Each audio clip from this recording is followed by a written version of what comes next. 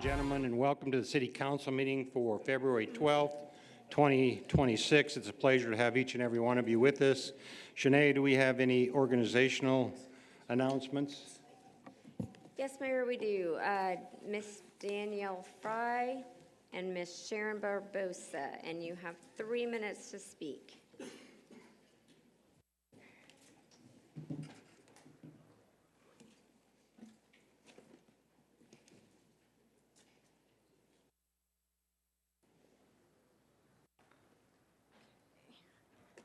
Hello, I'm Danielle Fry. Do I need to say anything special or? Just Your name and address. Okay, I'm Danielle Fry. My address is 214 Santa Fe Trail, Irving, 75063.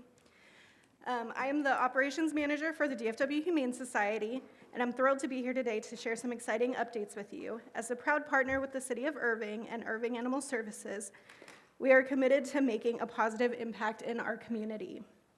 Last year was truly remarkable. We were able to find loving homes for 795 dogs and cats within our community. This achievement was only possible through the dedication and compassion of our team and the support we received from our partners and volunteers. We also welcomed 21 volunteer groups from various businesses and community organizations to the Irving Animal Care Center.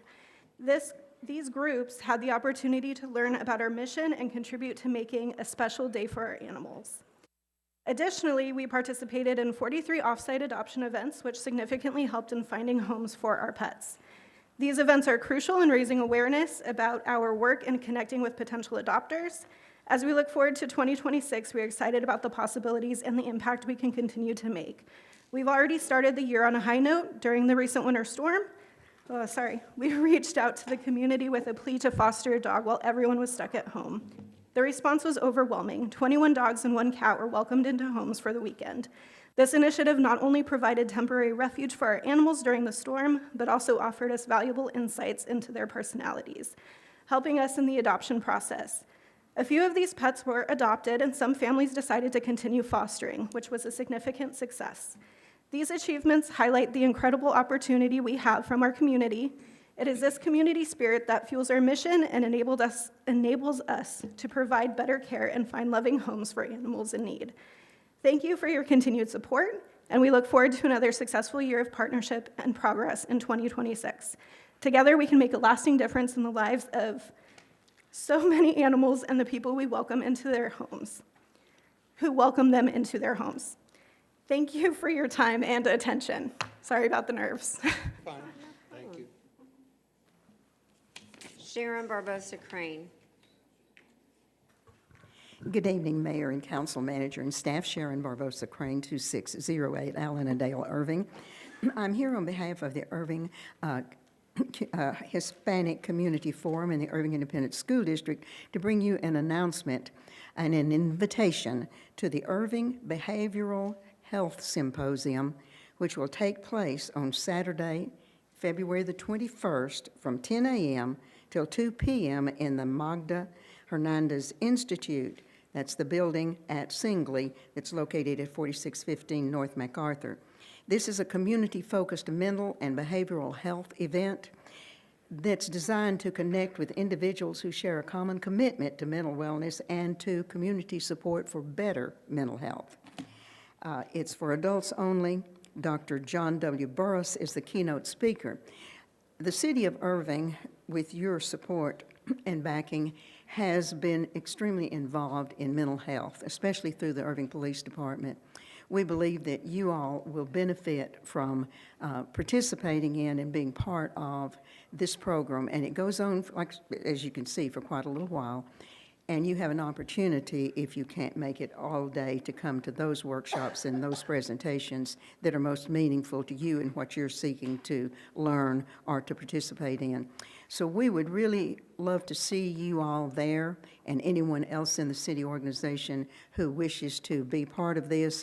There will be various workshops and participants, and you will learn what the county is doing and what private individuals are doing and what the city of Irving, to a certain extent, is doing as well.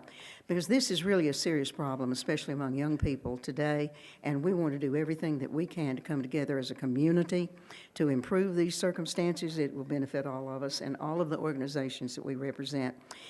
In conjunction with this, there will be a special award that will be presented by the Irving Hispanic Community Forum, and it's called the Leadership and Community Impact Award, and this year it will be given to Superintendent Magda Hernandez of the Irving ISD, and it will be made during the course of those presentations there. You'll want to be there and support all of them, and thank you for your time, and hope to see you on the 21st.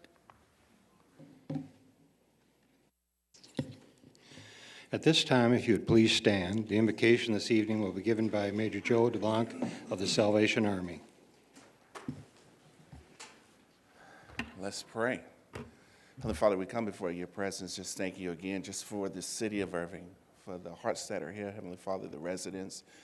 We thank you for the leadership in our mayor, Stouffer, and the council, men and women. Father, we just pray that you just bless our time today. Heavenly Father, bless those who come forth with concerns and celebrations towards the city of Irving, Heavenly Father. Father, may everything that's done in this service just glorify your name, Father. And finally, Father, I just pray the prayer of blessings. May the Lord bless you and keep you. May the Lord make his face shine upon you and be gracious to you. May the Lord turn his face towards you and give you peace. In Jesus' name we pray. Amen. Thank you, Major. If you please remain standing, Mayor Pro Tem Block will lead us in the pledges. Place your hand over your heart and recite the pledges with me. I pledge allegiance to the flag of the United States of America and to the republic for which it stands, one nation, under God, indivisible, with liberty and justice for all. Honor the Texas flag. I pledge allegiance to thee, Texas, one state, under God, one and indivisible. Thank you, John. At this time, we have the city operations update. Chris? Mayor and council and residents, at 5:35 p.m. this afternoon, the access switch to the internet here for the city, our uplink, went out, and so therefore we are not able to live stream our event this evening. It is being recorded and will be available to the public, but just as an FYI, we are not able to live stream because our link went out earlier this evening. That's just an FYI. Thank you. Okay, the next item on our agenda is our consent agenda, which is items 2 through 20. Are there any items that the council wishes to pull or speak about? Seeing none, I'd entertain a motion. Second.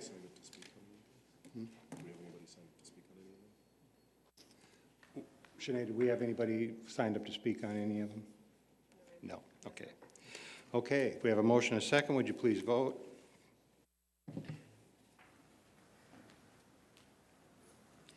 And it passes unanimously.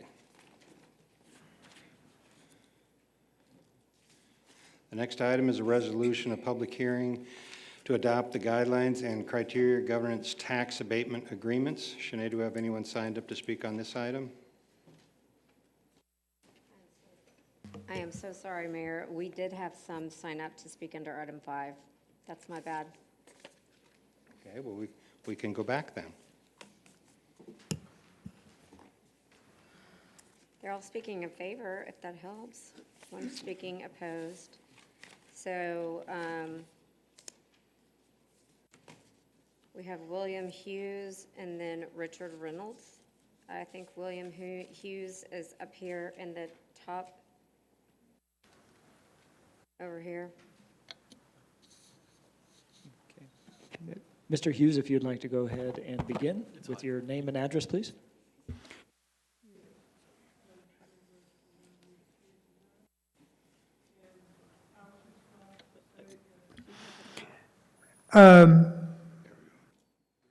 Thank you very much.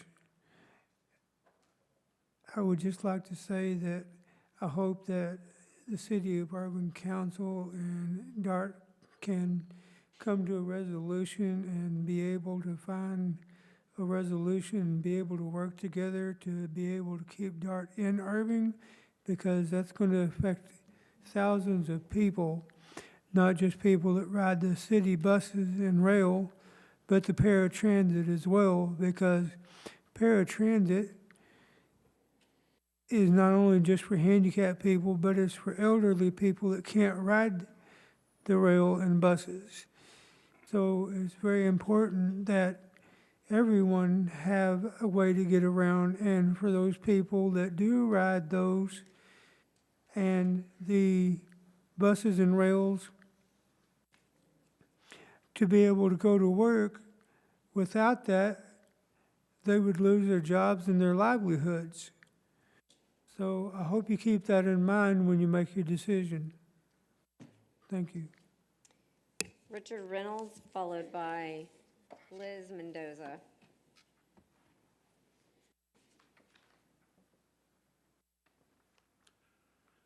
Good evening to all your respects behind me, in front of me. Knowing many, Please state Just- your name and address. Richard Michael Reynolds, 1500 North Garrett Avenue, Dallas, 75206, just east of the State Fair. Thank you, sir. Sorry about that. That's okay. Definitely speaking forth in knowing the busing system is needed. You've just heard one respect I met minutes ago. My neighboring Randa will be speaking shortly herself. Today, we have a service here that is too great a major need. Myself, it's been epilepsy preventing from driving. You know of two blind respects here. And many other conditions, Okay, so face that. let alone affordability of vehicles today, this is just too serious to throw something down the trash and say it is not an issue, this public busing. Texas is not only needing it, but getting so overloaded with vehicles out there, half the streets are parking lots and not even streets anymore. My clear point is the system needs to truly be reviewed by all party involved, from the highest city right down to the lowest mouth around, probably myself, that it is a very serious need, whether it's something as simple as getting down the street to Starbucks or as serious as getting all the way over to the airport in your flight. It is too valuable and too necessary, and something that definitely should be holding on and recalling, since it was Bush Sr. 35 years ago that made all the ADA legal, American Disability Act. 1 minute left. Thank you. Thank you. Liz Mendoza, followed by Randy Masley.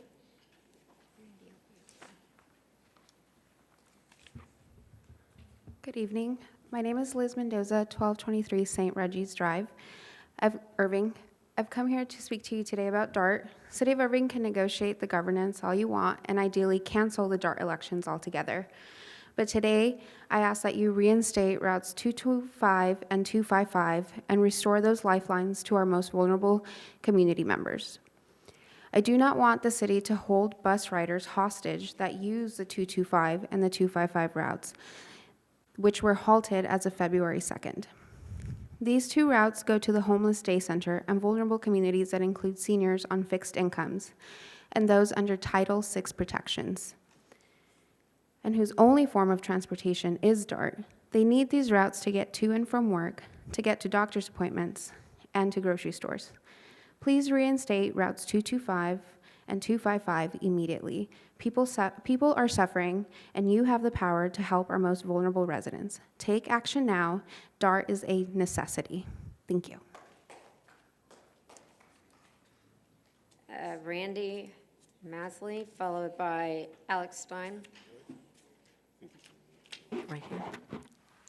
Good evening, everyone. My name is Randa Hasley, and I live at 4522 Abbott Avenue in Dallas. However, I wanted to come to Irving to speak to you all because I understand it is one of the cities that's considering pulling out of DART. Now, I realize that there may be some issues that need to be worked through and dealt with.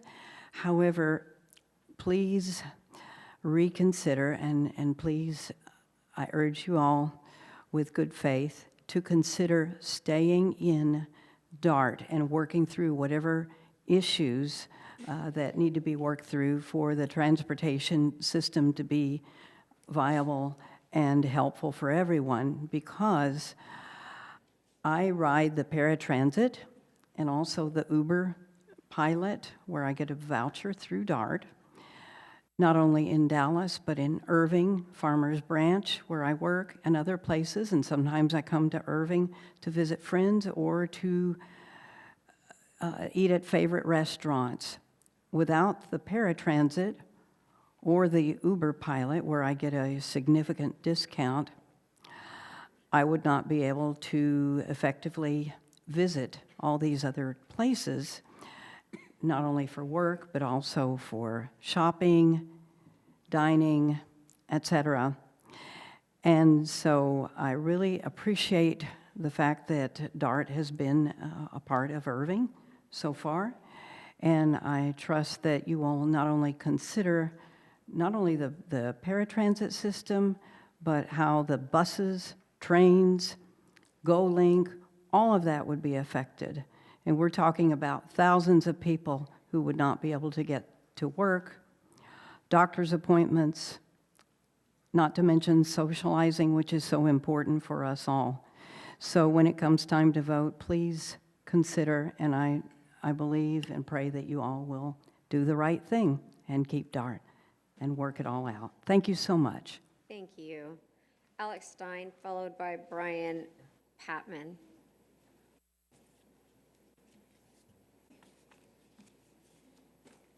Okay, we're going to move on to Brian Patman.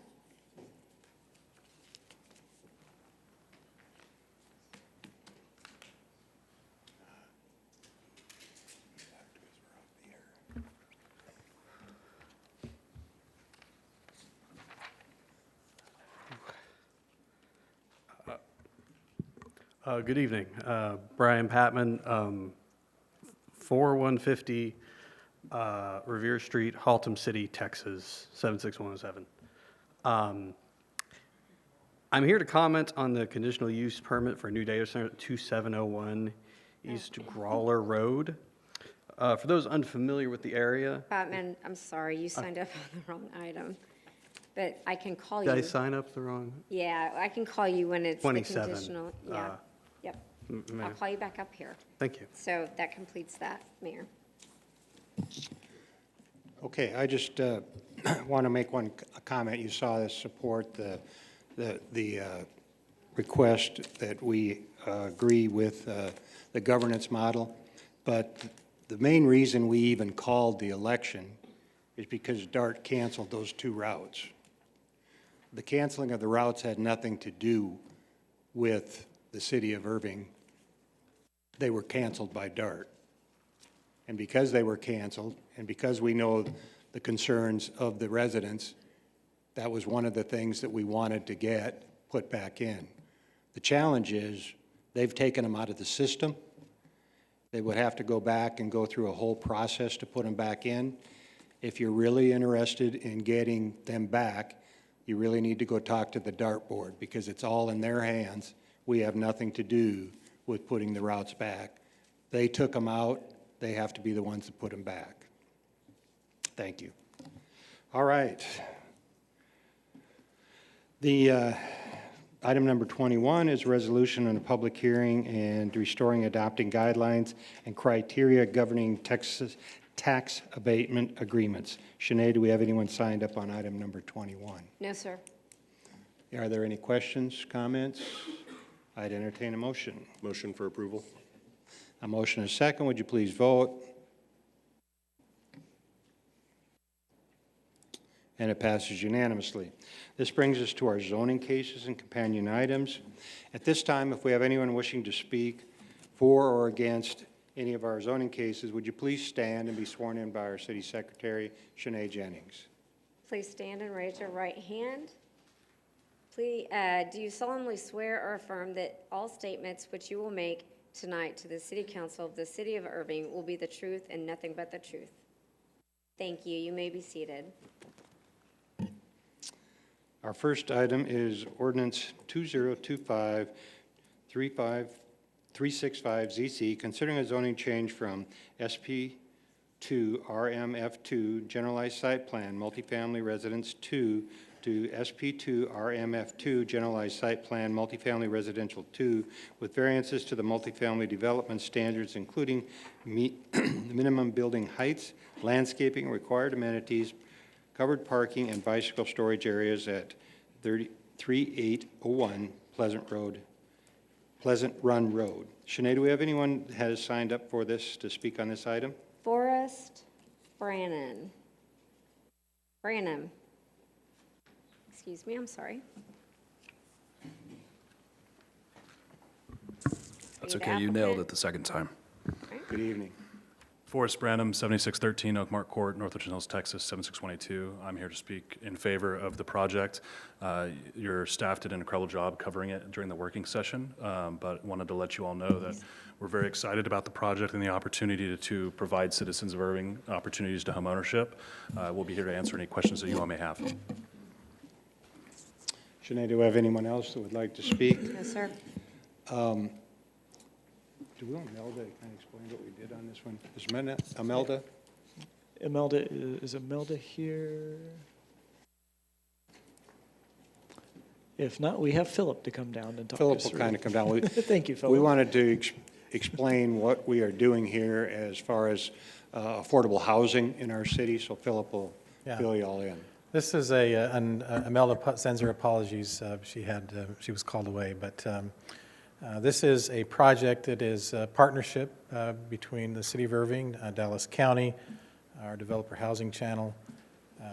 Partial funding for this project comes from the ARPA funds that were given to Dallas County to provide affordable housing in the county. A contract or an agreement between Dallas County and the City of Irving will provide partial funding for this. This is really a project that will create a number of affordable single-family homes that will be available for purchase. There will be income-qualified provisions. It is really a continuation of an older multifamily project that was never built. This is actually will be built to provide a number of homes that will be available for purchase. It's a great project. It's a partnership that we think has been successful in the past, and we're excited about it.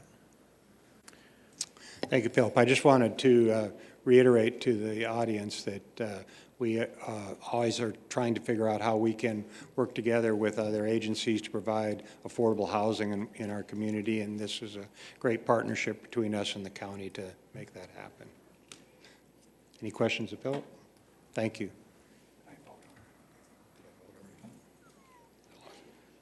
Item number 23 is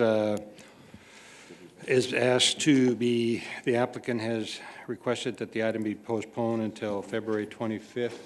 Mayor, the item needs to be voted on? Yes, sir. Yes, Yep. it must have a motion. Okay. We had a motion and a second, correct? Motion for approval. All right. Second. Okay, we have a motion and a second. Would you please vote?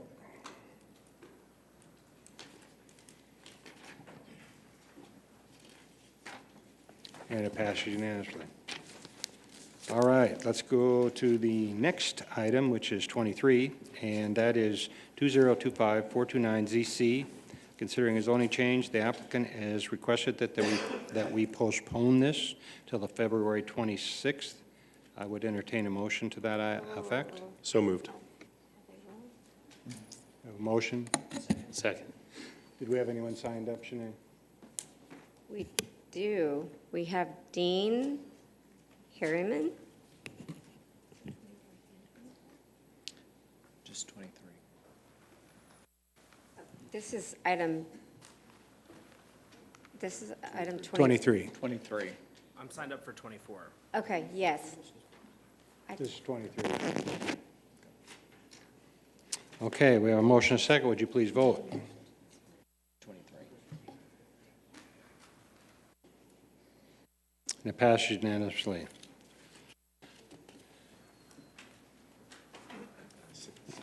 Now we'll get to item number 24. Oh, I'm sorry, it passed 6-1. How am I doing tonight, guys? It's a good thing the cameras are off. Item number 24 is 2025437ZC, considering a zoning change from ML 20A, Light Industrial 20A, and CC Community Commercial 3723 Conflans Road. Shanae, do we have anyone wishing to speak on this item? Now Dean Harriman. Now we have. Yes. Thank you. Good evening, Mayor and Council. My name's Dean Harriman, 7111 Five Forks Drive, Spring, Texas. I serve as the Chief Compliance Officer for City Ambulance, and I'm here to answer any questions you may have. Are there any questions? Abdul?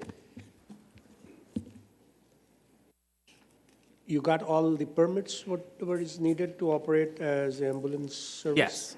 Yeah, we were able to obtain the Irving permit, yes. Okay. Permit from the city of Irving or from the Dallas County? We have Dallas and Irving. Okay. I think in the work session, we talked about where these ambulances are going to be parked and whether it's compliance with the fire department and things like that. Have you worked out on that? From my understanding, you have to have a permit in order to operate an ambulance for patient pickup in the city. We have that. I don't see anything about ambulance parking, but we're willing to comply with anything we need to comply with. Chief?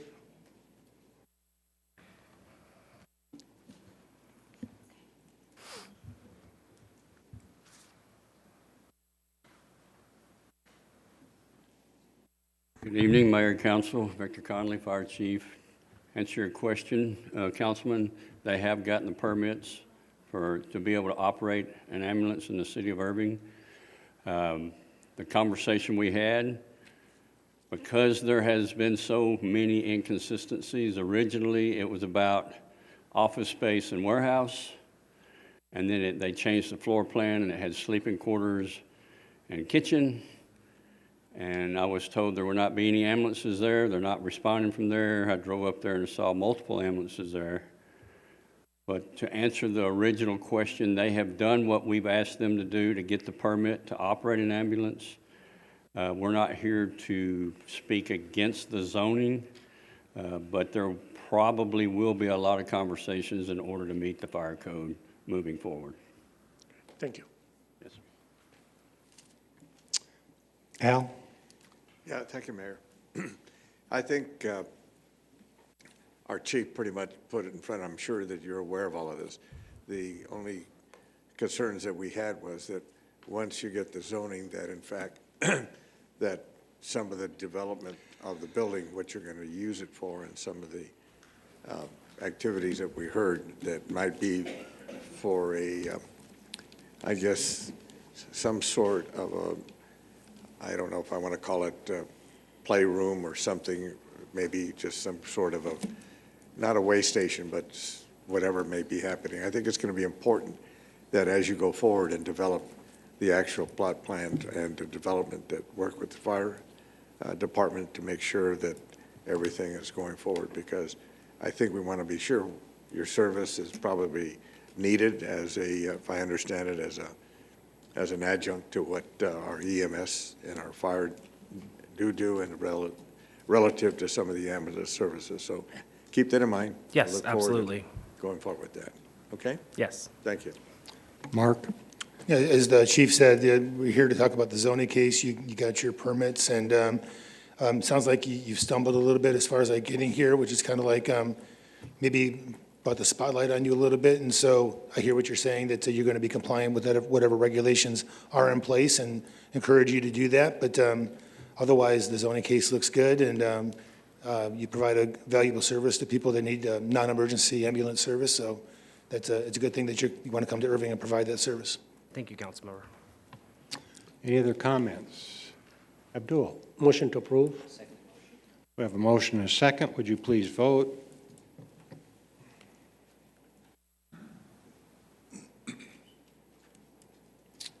And it passes 7-1. Or Thank you very 7-0. much, Council.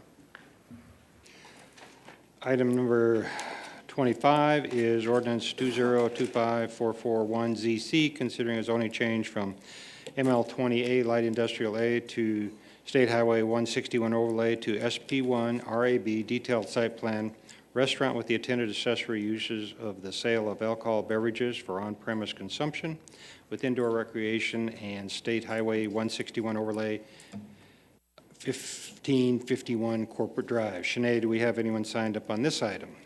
Beth Groen.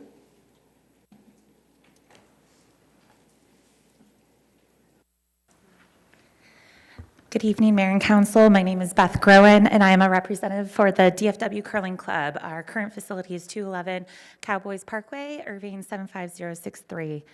Our club has been a 501c3 arena-based curling organization since 2002 and has proudly called Irving home for more than a decade. We're excited to continue that relationship by building a dedicated curling center just 5 miles south of our current facility, the first dedicated curling center in the state of Texas. Being the first facility in Texas brings regional, national, and international attention to Irving. It allows us to host major tournaments with visitors from across the country and abroad, while also expanding our local impact through youth leagues, adaptive curling programs, and community outreach. But why are we here today? Curling has a long-standing tradition called broom stacking, where after a match, both teams gather off the ice to have a beverage, socialize, reflect on the game, and build camaraderie. It is a culture rooted in sportsmanship, respect, and connection across all ages and skill levels. Limited on-premise alcohol service supports this tradition in a controlled, supervised, and family-friendly environment, reinforcing the club's role as a community recreation facility rather than an entertainment venue. Our new facility is intentionally designed to have on-site food service to support league play, programs, and private events, much like a country club. The addition of limited on-premise alcohol service simply complements that existing plan and does not introduce a new or independent use. Curling centers are more than sports venues. They are community hubs. We are proud to be part of Irving's community today, and we look forward to continuing to build partnerships with local businesses and residents for many years to come. Thank you for your time and consideration for our zoning request, and I'm happy to answer any questions. Thank you. Are there any questions? John?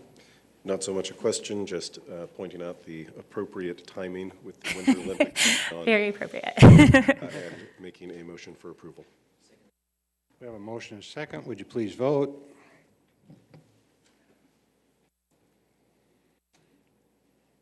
And it passes unanimously. Thank you guys so much. Thank you.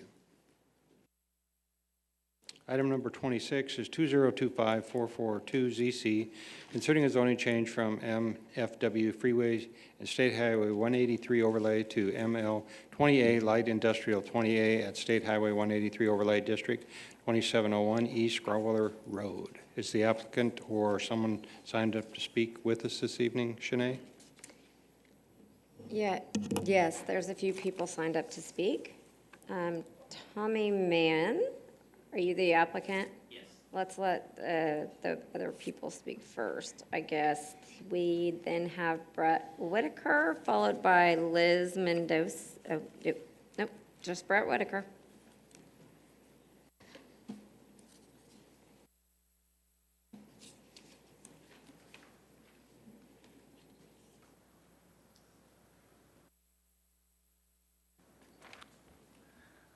Good evening. I'm Brett Whitaker. Address is 1220. Mr. Whitaker, can you please, I'm right here.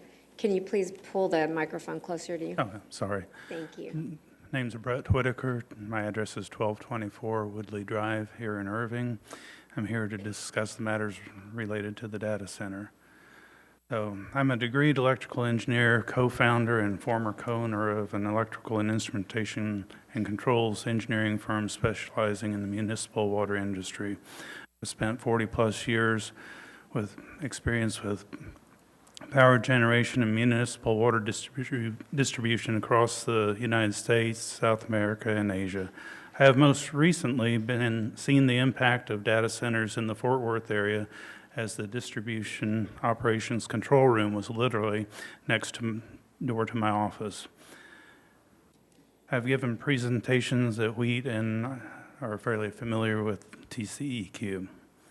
So in a little research, I found that during the construction phase of the center, it is just construction. While there'll be a lot of people there working, is that really a benefit to the city? I hope so, because I don't see much happening in the operations. So during the operational phase, there'll be a staff of about 22 people across 3 shifts per day for each of the phases. So at the end of the third phase, they'll have approximately 66 employees over the 3 shifts. I don't see where that staff level does much for the city. Regarding the air chiller system using recycled water, it's a great idea. But what is the expected makeup requirement per day? What contingency is there for a failure of the recycling portion? How much water will be required then? Or does the facility just shut down? The facilities are energy hogs. Have they been given a preferential treatment with the utilities or the cities as far as having 100% access to power? If so, it certainly 1 minute. pulls away from citizens and businesses in the area.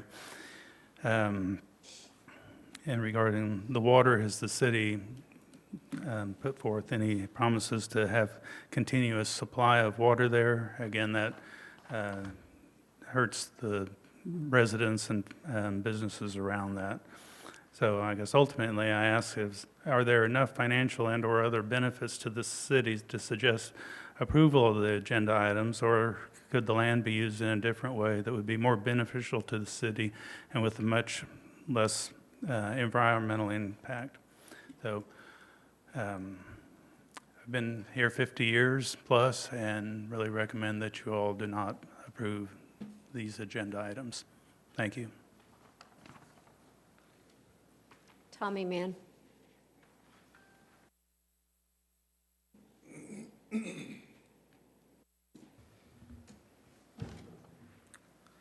All right.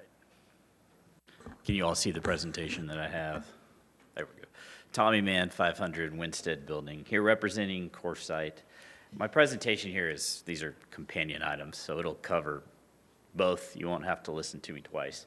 But I have representatives from my client and our engineering team here as well if there are questions. But we embarked on the idea of developing a data center here with our eyes wide open and understanding the scrutiny that would accompany that.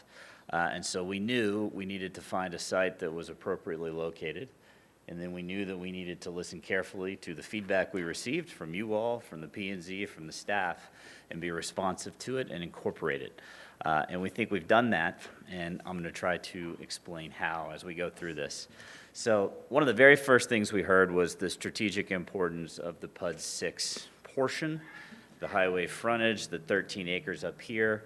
We have left that out of the request very intentionally to allow for it to develop in the future in alignment with your vision and our partnership with you. So the request before you is just the 37 acres behind it, which has a very different grade and is a challenging site to develop and currently has vacant industrial buildings on it. From a zoning perspective, we are very consistent with what's around us. There is a mobile home park across the street, but it is zoned industrial. The rest of the zoning around us is industrial and heavy commercial and is either undeveloped or developed with industrial or heavier commercial uses. This is that developed context today. You see industrial storage, undeveloped, automobile storage and repair and things like that. The stadium site, which we have learned is of strategic importance to the city. First, we've reserved the PUD 6 portion for future development, and where we're located is over 1,300 feet away from that. Down on the ground, these are what those developed uses around us look like today. Now let's talk more specifically about why we think this data center here by CoreSite is a good use. First, it's important to understand who CoreSite is. They are a 25-year-old company. Although many of us would like to be 25 again, that is very old for a data center development company. They own 30 data centers around the country. They have never sold one. They are not in the hyperscaler data center business. These are large buildings that are valued similarly, but this is a multi-tenant co-location data center, which means a few important things. Its success won't be dependent on one tenant, and its pace of development will not be driven by the overwhelming demand of one large tenant. This can be built appropriately in phases as it aligns with the available infrastructure from both Encore and from the city, and they are in this for the long haul.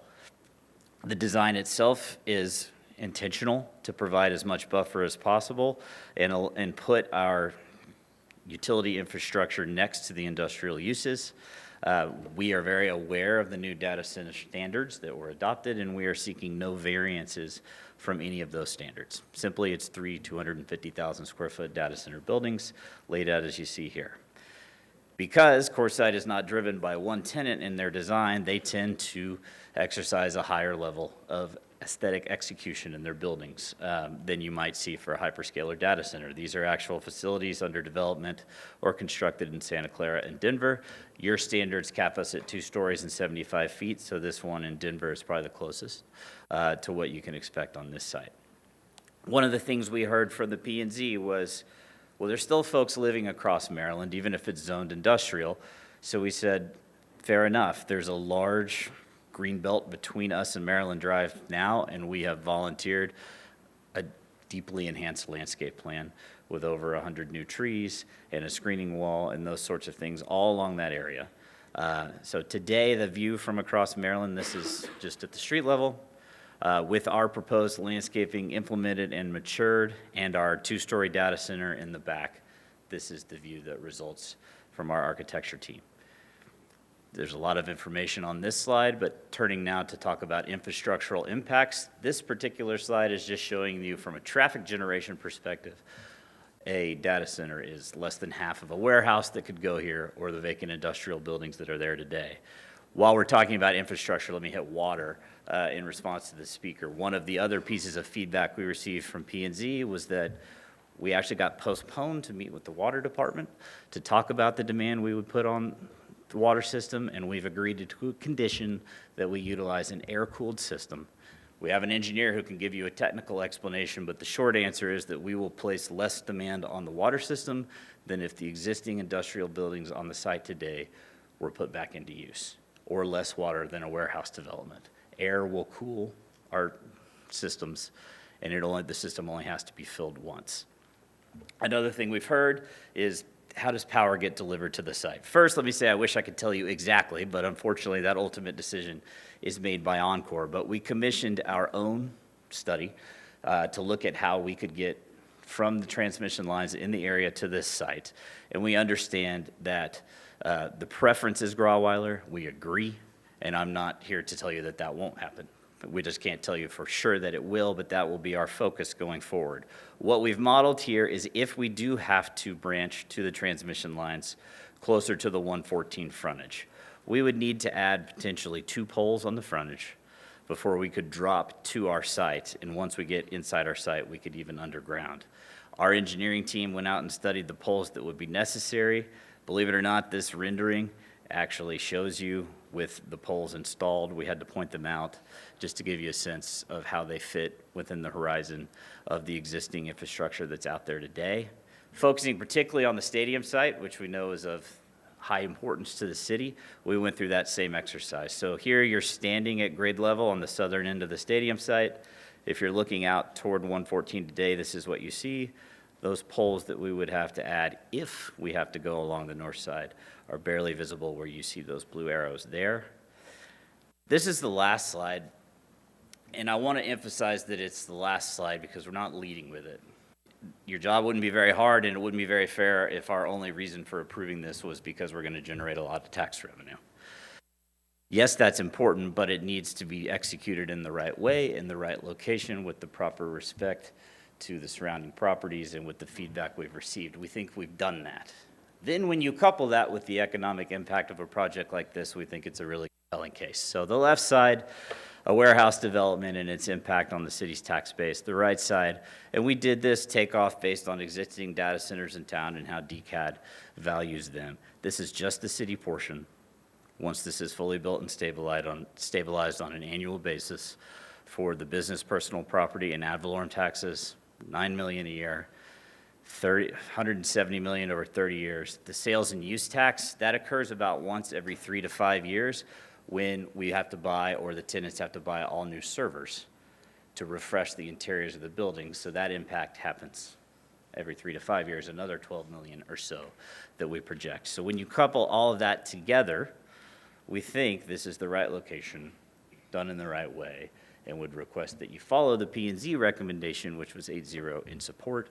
Whole team is here. We're happy to answer questions. I will not make you listen to that again on the next item, but we are happy to answer questions. Thank you. Since we're kind of coupling the two together, we had a couple of speakers, we'll have them speak as well, and you can have any response to that. You all signed up for You signed up for item 27, the speakers I'm about to call up, but I'm going to call you up on 26 since these are companion items. Liz Mendoza and Brian Patman. Liz, please come up first.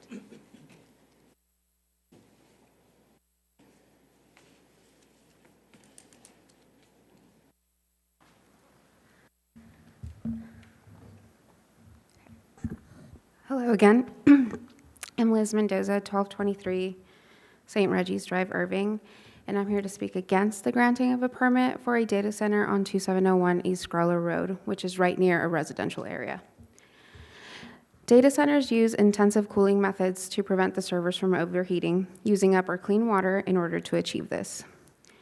U.S. data centers consumed 17 billion gallons of water in 2023, with projections indicating this could quadruple to 68 billion gallons by 2028 as AI workloads intensify cooling demands. ChatGPT's 300 million weekly users collectively consume 621.4 megawatts daily, equivalent to powering 35,000 U.S. homes annually through their AI interactions. So let's think about that every time we want to jump on an AI trend and generate AI slop for Facebook likes. Data centers wreak havoc in communities, and these tech bros tend to want to set them up in working class communities. Data centers devour our finite resources such as water, energy, and land. Data centers exacerbate pollution and destroy necessary ecosystems, leaving local communities to shoulder the environmental and economic costs while tech billionaires and investors profit. Pollution from data centers is incredibly damaging to communities, contaminating and depleting drinking water, not to mention that it skyrockets electricity bills, which the tech bros offload to the working class people who will foot the bill. Do not grant this permit for the data center. It does not benefit the residents of Irving, and it only harms our environment, especially residents living closest to such data centers. Thank you for your time. Brian Patman.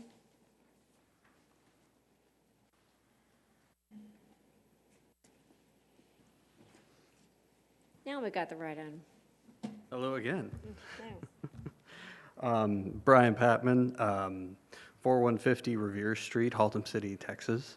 I'm here to come with additional use permit for the data center at 2701 East Growler Road. For those unfamiliar with the area, this site is home to a few unused industrial buildings and is adjacent to the Viewpoint Apartments to the south and the Stone Tree Mobile Home Park to the west, both lower income housing areas. The one thing I'll give in the plans for this new data center is the focus on air-cooled systems instead of the very common evaporative cooling solutions. They use an absolute ton of city water resources. However, the measures that safeguard city water do not address the other issues a data center brings to a community like this. This includes light pollution, the smell of diesel generators, and ever-present electrical hum. and the city's mandated 300-foot distance away from residential property lines is just not enough to protect residents. In Georgia, Beverly Morris's home is located 1,000 feet from Meta Data Center. They've had consistent issues with light pollution, posting photos of lights from the data center that are literally as bright as the sun, shining through their front windows in the middle of the night. Another story from Kay Richards, a woman in her 60s who lives in Manassas, Virginia. She describes her experience of living a few blocks away from Amazon data center. Similar to Morris' story, she says, at night I can see its lights through my windows, but also adds, I notice the noise straight away. It's a constant electrical hum that I can almost feel behind my eyes. Some people seem to notice it more than others. If I'm inside my home on the first floor, I have a bit of a buffer from the noise, but when I'm upstairs, I feel and hear it the most. We have a lovely deck and backyard, but I can't spend much time outside anymore. It's even worse when the diesel generators kick on and we have to deal with the smell. This isn't even getting to the fact that power costs for a data center such as this, because of how power companies bill, are often subsidized among consumers in the affected area, raising their electric bills. According to Goldman Sachs, electricity prices year over year jumped 6.9% in 2025, over double the headline inflation rate of 2.9%. Mostly due to these data centers that make up 40% in electricity demand growth. Goldman Sachs also predicts that prices will continue to rise through the end of the decade. If this situation is even half as bad as it sounds like data centers come in and often ruin communities near them. And of course, the final insult is that if the residents choose to move, the only people interested in buying up the affected property are the same corporate giants who made those homes unlivable. So I implore the city of Irving, please don't allow this data center here next to these vulnerable residents in lower income communities who don't want to be driven out. This story is played out across the country, and countless residents have been burned once these big companies set up shop in their backyards. Thank you. That's our final speaker, Mayor. Thank you.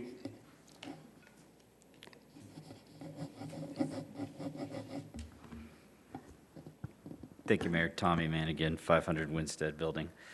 Just a few things. First, the water. Hopefully what we've presented tonight is now clear to folks, and the P&Z made a condition of their recommendation that we use an air-cooled system, and we are prepared and fully happy to do that, which kind of takes that conversation off the table. We will utilize less water than the existing industrial buildings. Beyond that, we recognize there are residents in the area. They're legally non-conforming, but we've not only not requested any variances from the recently adopted standards, we're actually proposing enhancements above and beyond in recognition of that fact with the landscape plan that we've volunteered. So we're certainly not trying to be disrespectful or cavalier with respect to those residents. And the opposition I heard was not actually those residents, nor the owners of those properties.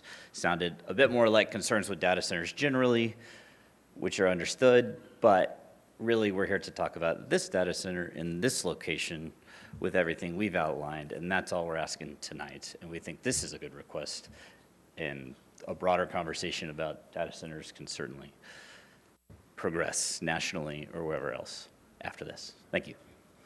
All right. Any questions of the applicant? John? So there was one mention in one of the other comments about backup cooling systems. Would there be any such backup evaporative cooling system? I don't want to get it wrong, Sony, but my understanding is no, there's no backup evaporative cooling system. This system gets filled once on the front end, and that water is recycled continuously. Yep. It is possible that 8 years down the line, there's a leak or something, you have to drain part of it and refill it. But that could be years apart or never, versus an evaporative system that is constantly refilled and putting massive demand on the system. And then my other question, this is obviously not part of the zoning, but just out of curiosity. The layout plan that you guys submitted, I didn't see any note of where the generators would be. Should I understand that that's just with the other electrical infrastructure, or? Yeah. Or maybe I just missed it. They're here, and very intentionally located in between the buildings, right? So that the buildings themselves will provide attenuation. in the utility yards. And these are emergency generators that they do have to be tested, but cumulatively maybe 50 hours a year that they would be run. Okay, thank you. Mark. Yes, thank you. I have a few questions. First, for the, I understand your intention to file, to comply with the data center ordinance that we have, which has a certain decibel requirement for noise. Can you speak to that with reference to the hum? Is there a hum, but it's just within the allowance for the decibel requirement? There should not be a constant hum. If there is a hum, it's existing today from the existing large substation. The generators are usually the noise folks are talking about, and that's what I was speaking, those are emergency. One of your standards is to require a masonry screening wall that is the taller of the height of our equipment, or 10 feet, whichever is higher, and that will be put around everything, all of the utility infrastructure at the site. Okay, and then with the three buildings, what's the intention for building those out? Is it going to be done in phases all at once? Very much in phases. So like I was saying, there will not be one tenant of this facility like you would get with a hyperscaler. So core site. Can you show the design and give the chronology or the sequence that these would be built? Yeah, I think their anticipation is to go from south to north. Some of it is market driven, but the fastest you'd see all three of these get built is probably 6 to 7 years, and it could easily be 10. And it'll be one building at a time. And frankly, there is phasing that occurs within the buildings themselves. So the shell gets built, one side gets fitted out with all the servers and the tenants in, and then the other side, and then the next building and the next building. And they don't sell these properties. They own 30, they've never sold one. So it's a very deliberate approach. So whether to move forward, is it dependent upon how well the data center is doing, or does it just take that much time to build it all out? It's a combination of both, but it's, Okay. It's a substantial build, but it's also market-driven. In the P&Z discussion, there was you mentioned burying power lines, and of course you said that the design of the project is to call for the power to come in from Grauweiler. And so Encore controls that. Can you speak to that a little bit more? Yeah, so we know where we have to come from. We have to trunk off of, let me get an aerial, the existing transmission lines that are here to the west that are coming from down here off Loop 12 at the large. So, and they run this way. So we have to trunk off of them east. We could do that at Grauweiler, or we could do it up here. It's just a part of Encore's analysis of which route is most feasible and less disruptive. The cost associated with it will be ours, and we are happy to bear the greater cost if that means we can get it on Grauweiler. And then once it gets to our site, we will bury it as fast as we can. That it's better for us from a maintenance perspective and a reliability perspective. We can't force Encore to bury their massive transmission lines all the way down the highway, obviously, but yes. Okay. Yeah, so you'll bury the power lines on your site. You can't control Encore. And then as far as like where Encore provides that power, they'll oftentimes they'll coordinate with the users, especially the large user like a data center, to see what makes the most sense, efficiency-wise, and also cost considerations, that sort of thing. Absolutely. Yeah. Thank you very much. Mm-hmm. Hal. Thank you, Mayor. This is more to kind of educate, at least me, on how this, it's basically a campus, if I understand it, with the three buildings. And I'm curious as to, are there obviously subtenants that are utilizing the actual data, I guess, machines, I guess I would call them, or computers, but more importantly, the second thing is, are they dedicated for a specific period of times to a specific company or entity, like an Amazon versus I mean, I'm trying to get a sense of, because this is unique. It's not just for one major corporation providing the data centers. And how does that work, may I ask? So there will be multiple customers that have essentially a lease to each of the buildings. And the network that exists within the building will be a combination of CoreSite's infrastructure that all of the tenants use, and then tenants will have some of their own individual servers and infrastructure, but it's all connected, and a lot of times they end up with tenants who have business relationships as well, who benefit from the synergies of having infrastructure in the same facility. So it's not just one hyperscaler that they will get people who are cloud providers. And those cloud providers are helping companies like large banks provide services to their clients, and both will be tenants of the facility. And they recognize infrastructural synergies from being located in a facility like this, which is different than a hyperscaler. Which takes me to what I've seen, how some of the major banks are in locations where they're actually subletting their specific credit card types per the bank, et cetera, but it's in one location. When you're doing the same thing in this kind of a data center, is there a whole cybersecurity? Because I'm trying to get an understanding is the dedication of the actual data machines as it applies to, is it I guess, is it toggled back and forth because you're buying space, or is it dedicated? That's what I'm trying to get a sense of. The security for it, yeah, it'll be layered both. CoreSite will be providing cybersecurity and physical security, and the tenants will have their own additional layers of cybersecurity. That's obviously yep. Luis. Thank you, Mayor. And following up on what you were saying in the work session, obviously this is just for residents. We've discussed this project planning, and it's going to be great for the city.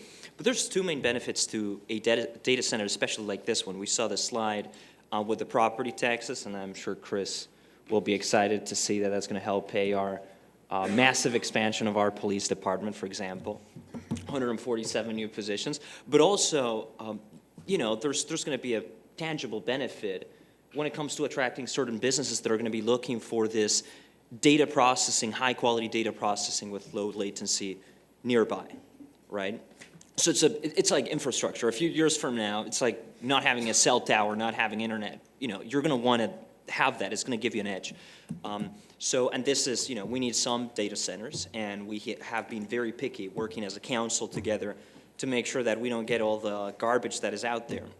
And this is basically the best of the best, great location, minimal impact on the infrastructure. So, obviously totally supportive. And, I think it's going to be a great thing for the city. Thank you. Adam. Thank you, Mayor. Yes, I agree. I think this is a great use of that location. And I like a lot of the aspects of the plan. It's a very high-quality data center. And thank you also for addressing the concerns about, the water usage and the noise, and those were my concerns as well. Just one final question about the electrical costs. Could you talk a little bit about that? I know there's anecdotal evidence that data centers drive up the cost of electricity to everybody. Do you have any insight into that? And is that the reality, or is it just a pattern that we see due to a normal rising cost in electricity? I don't know. Could you just address that a little bit? Yeah, to the best of my ability, without being a full-on expert on it, but the important distinction between this type of project and a hyperscaler, which might deliver 2 million feet at once and place a massive immediate demand on the system. It shouldn't raise other people's rates, but when you put that demand on the system all at once, it can clearly create issues, right? This approach, multi-tenant, co-location, one over multiple phases, we can structure our phases with the rising availability of power to minimize those types of broader impacts to the surrounding properties. And that's the real advantage here. And that should not equate to an increase in rates for anyone else. You also have recent state legislation that is now in effect and is having a big impact on how data centers can acquire power, secure power, and proceed. And you should start seeing the benefits of that state legislation as well. Thank you. Luis. I would like to make a motion to approve. Second. We have a motion and a second. Before we vote, I'd like to just make a few comments. as I'm sitting here, I see everybody on these phones. And the reason they're on the phones is because they're getting data. And the reason to get, and the way they get that data is from data warehouses. If you want to know what your bank account is, you go on here and look at your bank account. That facility, whether it's Wells Fargo or whether it's Bank of America, they have a data warehouse in several locations around the country that store and have backup power. So when you ask those questions, that's where it comes from. And we see more and more as we see city expansion here in the city of Irving. One of the things they're talking about, Microsoft just it put a bunch more data warehouse storage in one of our facilities here to back up what they do when you use the Microsoft programs. So the more people use these type of things to find out about their bank accounts, to talk to their friends, to ask for data of any company, if you're going to ask about your insurance, what your insurance premiums are, the insurance company is going to go and they're going to look at the data. So data, unfortunately, right, wrong, or indifferent, based upon our use of these things, is something that we're all going to need in the future. And with the amount of corporations that we have coming to this area and the growth that you're seeing with over 8.5 million people, with some of them, with probably 1, 2, and 3 of these facilities, as well as what they have at home, that's what you're starting to see, the reason for the driving of the data. Now, the challenge is exactly what everybody's talked about. That's the water, and that's why the internal recycling is something that's been talked about. Also about the power. Many of them are now using generators to actually put power into the grid in addition to the power that they provide for the units. So there's a lot of technology that's moving forward faster and faster because we have to address these type of issues. So I'll be supporting this because it's a major component to the 70% of the tax base of the businesses that provide here, as well as the residents, especially those that are vulnerable, that are housebound, that need some type of communication. These are the type of things. People don't have lines, telephone lines in their homes anymore, and this is how they communicate. This is how they utilize the bracelets around their necks, the bracelets around their arms. All those things are managed by data. And so we're looking forward to this opportunity because we're seeing as data warehouses are built, there's more efficiencies, putting, like I say, generators that put back actually into the grid as well as providing for it. That's one of the major things that's been being talked about and engineered right here in our city is those type of facilities. So we have a motion and a second. Would you please vote? And it passes unanimously. Item number 27 is ordinance 2025-443 CUP, considering a conditional use permit for data center campus, 2701 East Grawler Road. We've had everyone speak on this item, so I would entertain a motion if there are no other questions. Motion to approve. We have a motion. Do I have a second? I would request that Councilman Canosa restate the motion to include the Planning and Zoning Commission stipulation. Let's include that, yeah. Let's include the motion with the recommendation from the Planning and Zoning Commission to request air cooling system. Second. All right, we have a motion and a second. Would you please vote?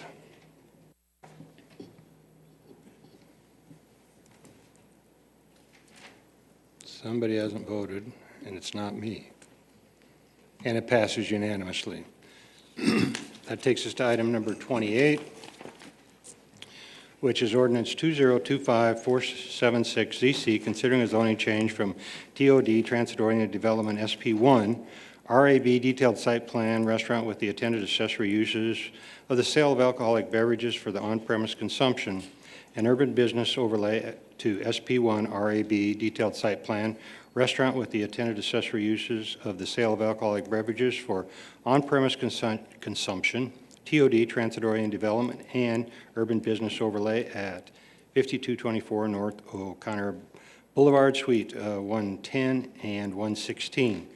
Do we have the applicant or anyone signed up to speak on this one, Shanae? Not that I have noted. Okay. We had good discussion on this today. Are there any conversations or motion? Motion. Motion to approve. Second. We have a motion and a second. Would you please vote?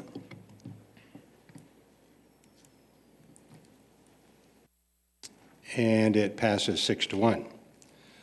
Item number 29 is 2026-13 CP, considering an amendment to the concentrated plan future land use map from local commercial to regional commercial to manufacturing warehouse at 101, 200, and 300 North Rogers Road. Sinead, do we have anyone signed to speak on this issue? Yes, we do.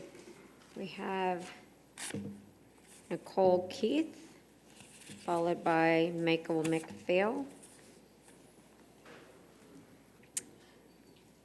And then Andrew Rug. Who was the first person? Nicole Keith. Nicole?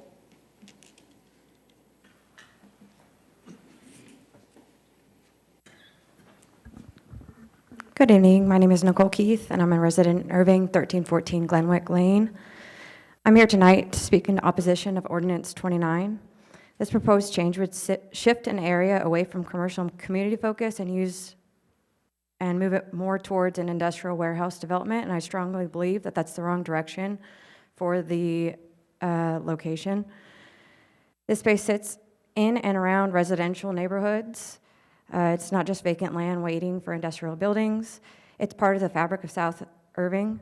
The culture matter, the people here matter. Having the events in this area is a great space for it. The community hosts Golden Gloves boxing for kids of all ages. They just hosted that a couple weeks ago. It supports charity events that help the homeless in our area. And these aren't just activities, they're anchors for the youth development and community engagement, and as well as local support systems. Replacing the potential that potentially collides with the culture that's already set up in that area. The warehouse buildings will bring increased traffic to that area, which it really can't handle, right there off of Rogers and Irving Boulevard. There's definitely better options to build those warehouses, like along the tollway where it's already an industrial zone.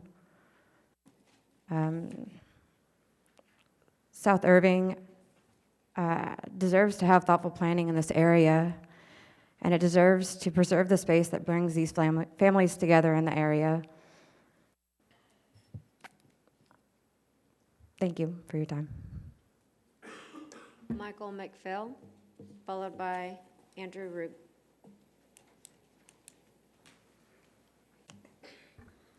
Michael McPhail, 815 Dixon Drive, Irving, Texas. I rise to speak in opposition to this case. This property, it is feared, may be the canary in the coal mine. There is considerable discussion among people in the community and folks in the commercial real estate development field that a well-heeled developer in Dallas is trying to turn not just these properties in question, but the whole street into a warehouse district.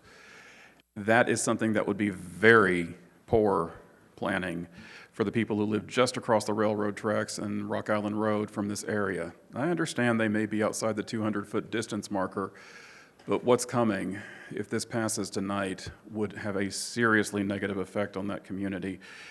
And I ask you, please just vote no. As the last speaker said, this is not raw land. This is a developed neighborhood.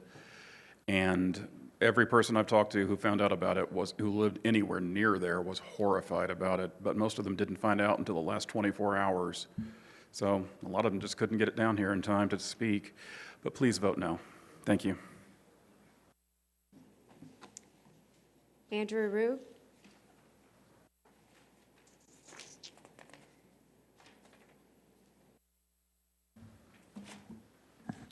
Good evening, Mr. Mayor, members of the City Council. Andrew Ruig, 3333 Wellborn, Dallas, Texas, here representing the property owner as well as the potential buyer for this property.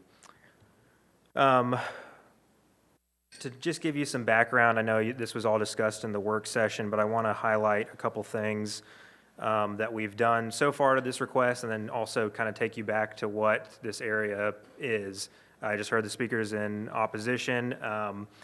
about, the existing land use there, which we are actually compatible and consistent with all the uses that are there. I think our site is particularly the outlier in this area bounded by the railroad, Irving Boulevard, and the industrial areas, I should say light industrial areas surrounding this request.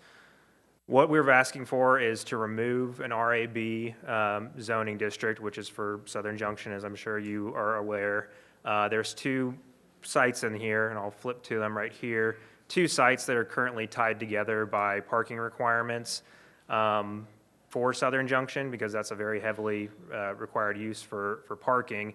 And if you just take a look at this aerial, you'll see other warehouses in the area. You'll see a lot of truck trailers parked there.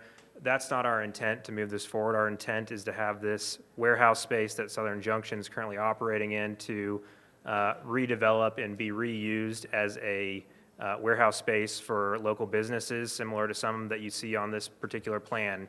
Think electrical contractors, which you see McGee Electrical Services, All Pro Foundation Repair, those types of local businesses that have been operating here for a long time. We're trying to bring that type of use to this particular site. You've seen, the existing conditions of the site.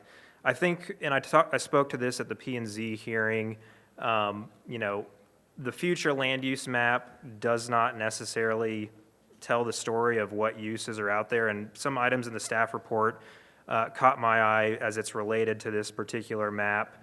Our request is for manufacturing warehouse is consistent with what uses are out there currently.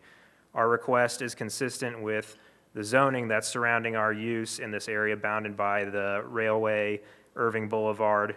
As you can see in this particular slide, I highlight, compatible zoning districts, and there's about 9 that are also ML20A for light industrial, ML20 for light industrial, just to the north of us, community commercial for warehouse and outside storage.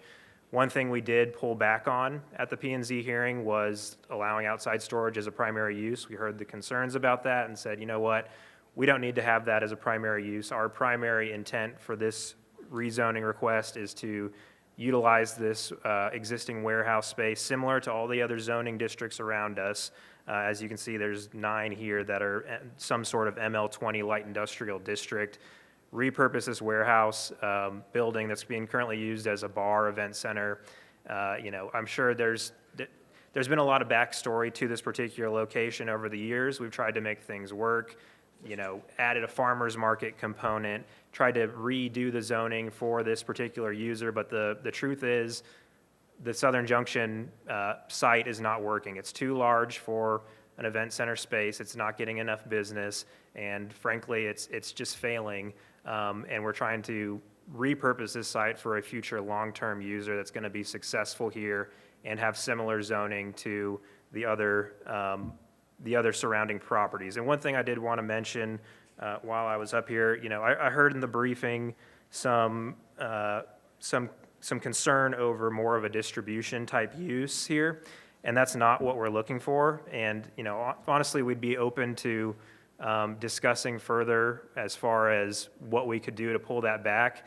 A couple things I want to point out about the particular site. It's this existing warehouse building for Southern Junction is grade level loading, which does not lend itself towards a heavy distribution use. Those primarily require 20 to 30 dock high doors. So, your Amazons, your UPS, UPS, you wouldn't see those users coming in here. Who we've spoken to for this particular site is just what I've spoke to earlier: contractors, electrical contractors, home builders.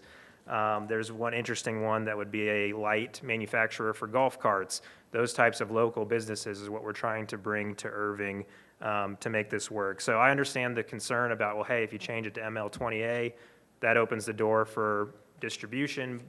We're open to potentially modifying the request to take that down or somehow remove it. I know there's things you can do in zoning, things you can't do in zoning to modify this, but we're honestly just trying to repurpose the site for something that's going to be useful in the long term, compatible and consistent with all the other uses around us. And with that, we also have Charles Hauk here, who's a member of the ownership group, can help answer some questions. But I'd be happy to answer questions about this particular request, and I appreciate your time tonight.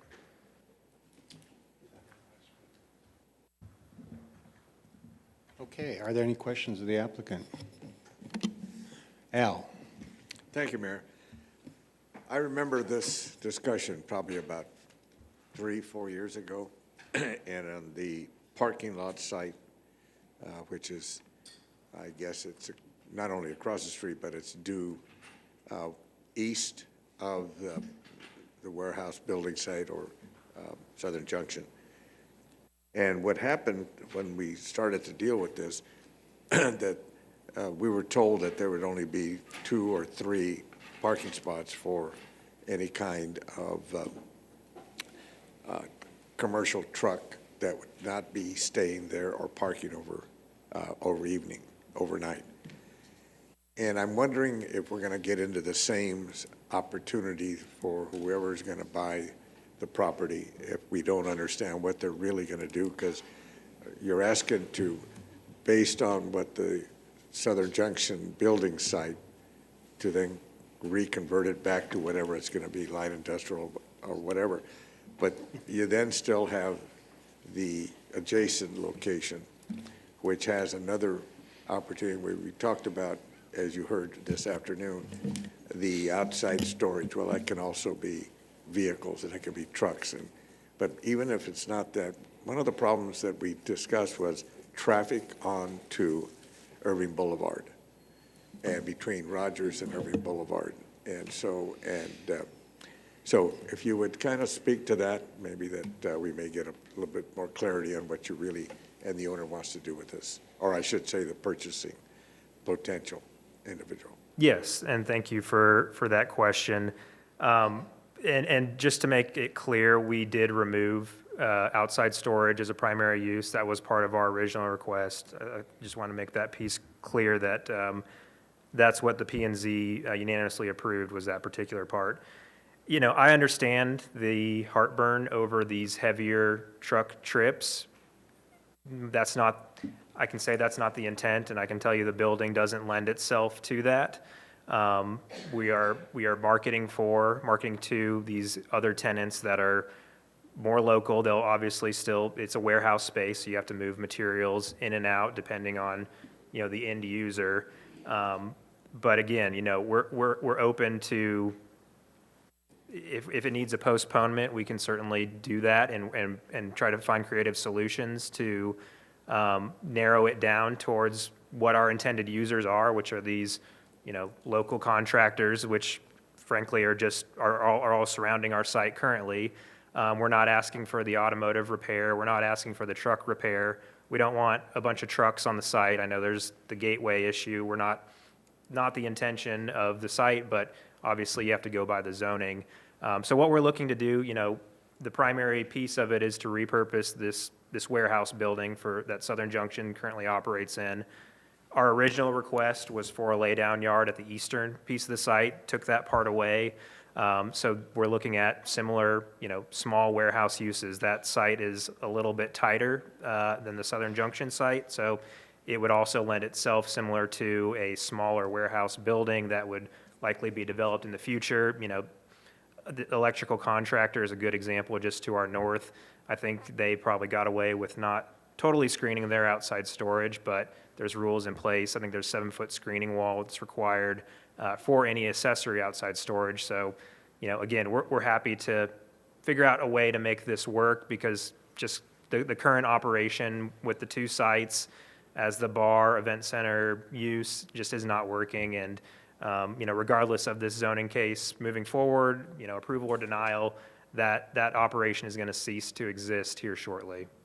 Well, I really appreciate, because you've really taken the time to really try to, maybe the owner would like to make a comment. Sure, I would. My name's Charles Houck, 1213 Hidden Creek Drive in Royce City. The owner of Southern Junction. We've been in business in Royce City for 40 years. I had a grand idea to come over to Irving and follow your future land use plan here for this area to be a vibrant, you know, retail, restaurant, walkable area. We went through the arduous process of getting it zoned to this SP2 or SP1 for RAB, and we opened up. And the time eludes me now, and I apologize for not getting here in time to sign up. I do have a day job. I'm a economic development practitioner in a city, for Gun Barrel City, as my day job. I tried to get here. So I know a little bit about future land use plan and compatible uses, and we came out guns blazing here at this site. We tried a lot of things. We tried to offer a great food product, live music. On the 4 nights that we were open, we brought in bigger concerts, Tracy Byrd, Ronnie Millsap, Black Hawk. I'm just trying to think of all the bands we had, and we just weren't being supported enough by the city to make it a go. We had an opportunity to lease the space to another nightclub concept. They lasted about 6 months. And ever since then, the operator there now, we don't have a formal lease. He watches the building for us. He pays the utilities. We haven't received a dime of rent.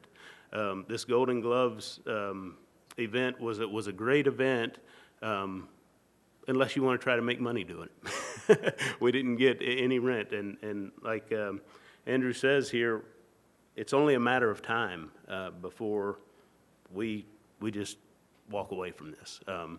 And so it makes sense to me as an economic development practitioner for the city to take a step back and say, yeah, that might be our future land use plan, but the market doesn't support it right now. And that's just kind of where we're at. Me and my business partner have tried multiple attempts to offload this property to a use that would be something that you all would approve. As you know, like you said, 3 or 4 years ago, we were in here looking at just that 200, 300 site.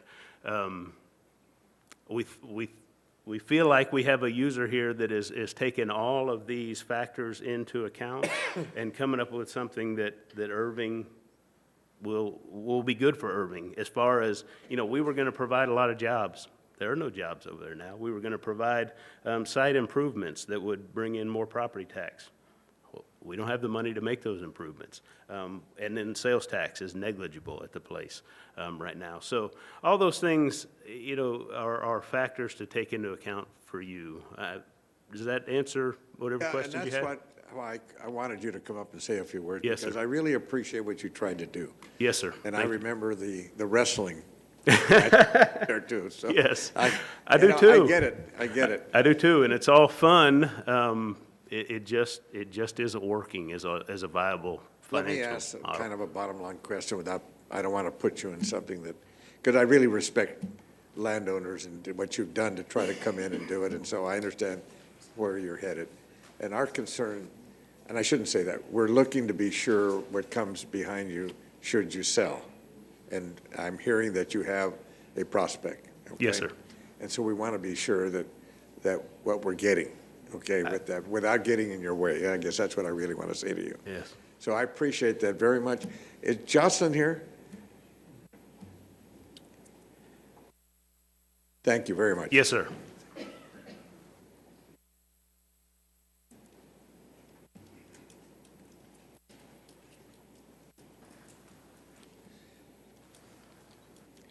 How are you? I'm good. Well, you heard our discussion and all, and you know the history. Yes. And your sense is, I noticed that you're recommending denial on behalf of the staff. Would you kind of put a light on that for me? Sure. Jocelyn Murphy, Director of Planning. We were just concerned, our original recommendation of denial was we really didn't like that laydown yard, the primary use of outside storage.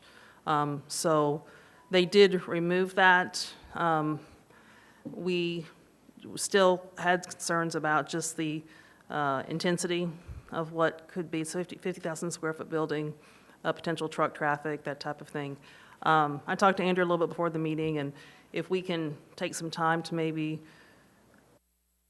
determine how to code maybe smaller tenant spaces, require that they chop up the building a little bit, and just kind of think through ways to maybe be able to get it back online, but not have it be so open to where it might be something that's not viable there.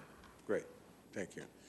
I wanted you to hear that, okay, because we really want to support what you're trying to do.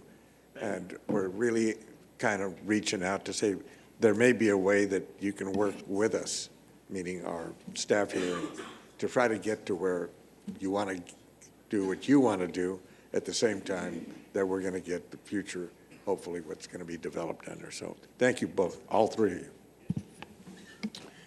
John. Thank you, Mayor.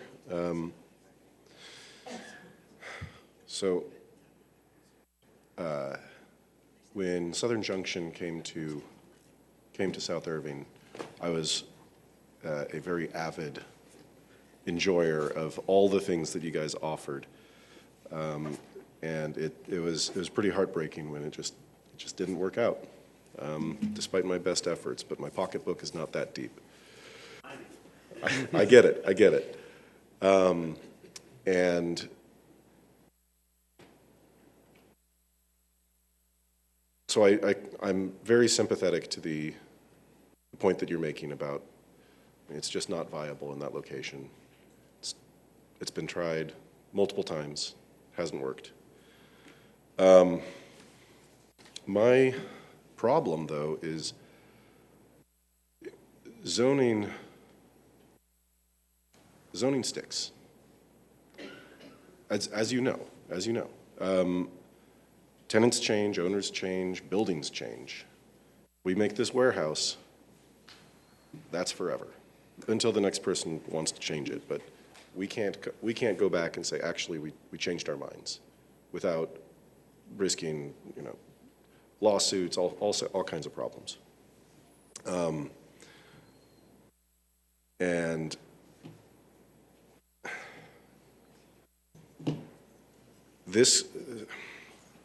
the warehouse use is just something I can't see a way to in that location for that reason.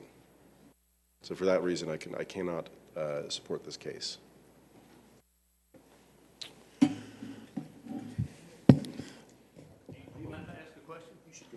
Sure.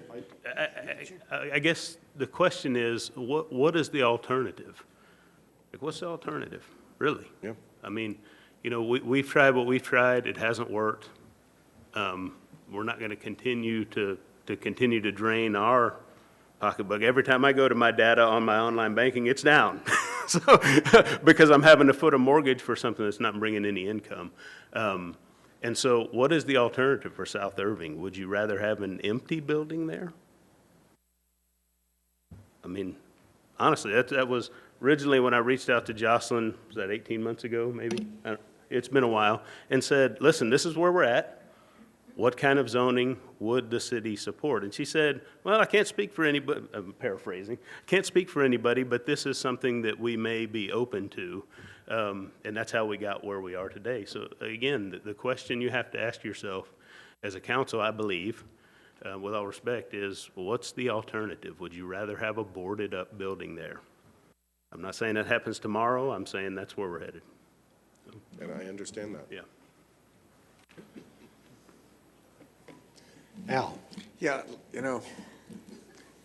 I'm trying to get there with you, and I hear you.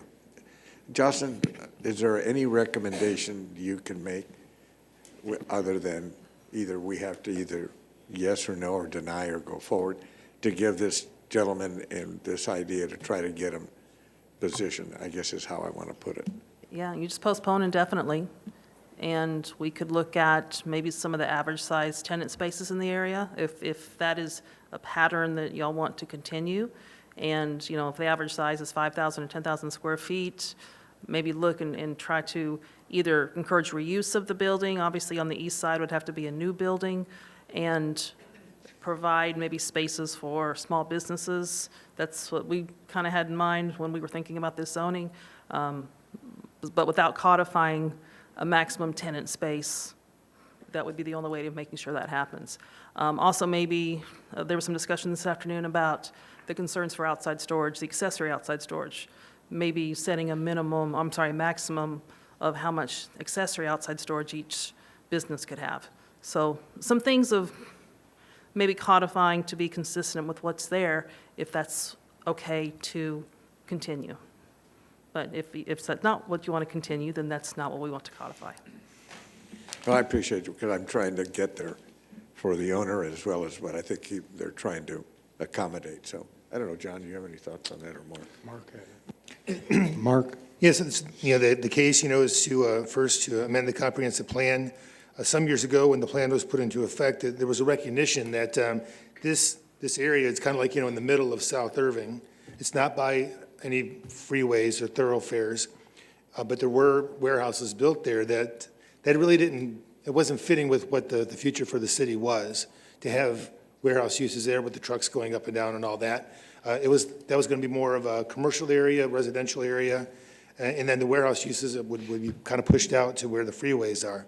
Then there's the economic reality, as you're talking about too, and the city has invested a lot of money into South Irving to try to bring this vision to reality with a lot of success, but there's fits and starts, and it doesn't all happen at once.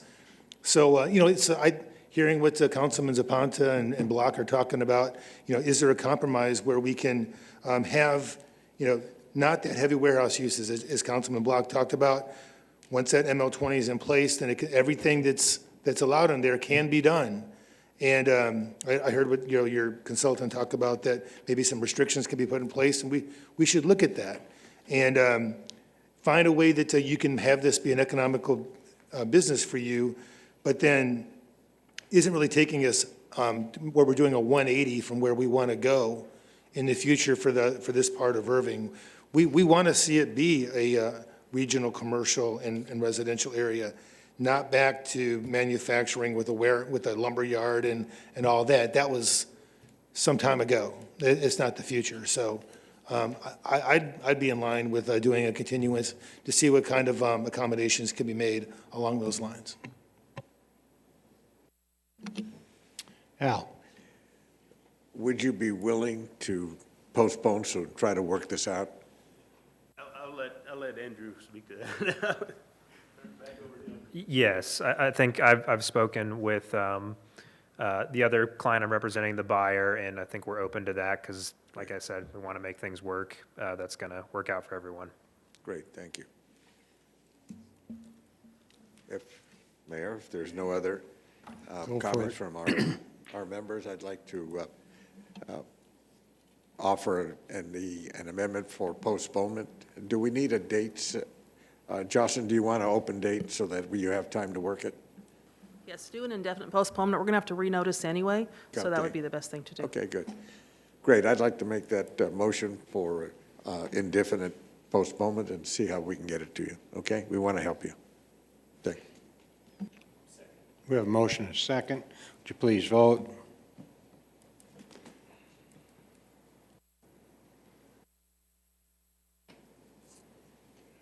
And it passes 6-1. So item number 30 is somewhat of a companion item. Do we want to do the same thing, Al, on this one? Yes. I'd like to propose a motion for indefinite postponement on 2025-478 ZC. We have a motion and a second. Would you please vote?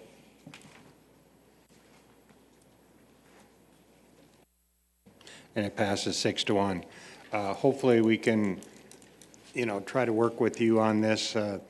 One of the challenges we have in certain areas, it's just we have expectations of what can be there, and we have hopes, and they just don't materialize. The finances just don't come together, and we really want to try to figure out how we can work with you, because, as you say, just having at some point, that's what runs into, and why we have some of the vacant facilities we have, is just the financial work just does not work out. So hopefully we can work together to try to come up with something, because we really need it to be viable, not just a vacant building. So thank you.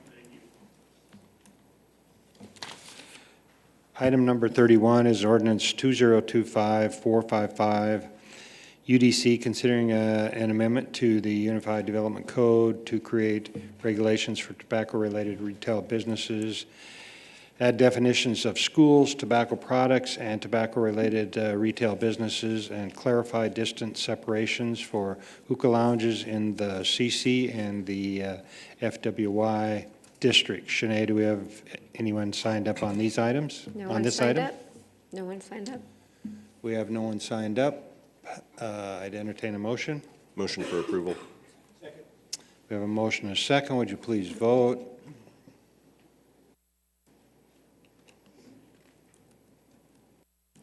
And it passes unanimously. That brings us to the end of our agenda. We'll take a brief pause, and then we'll begin our public comments.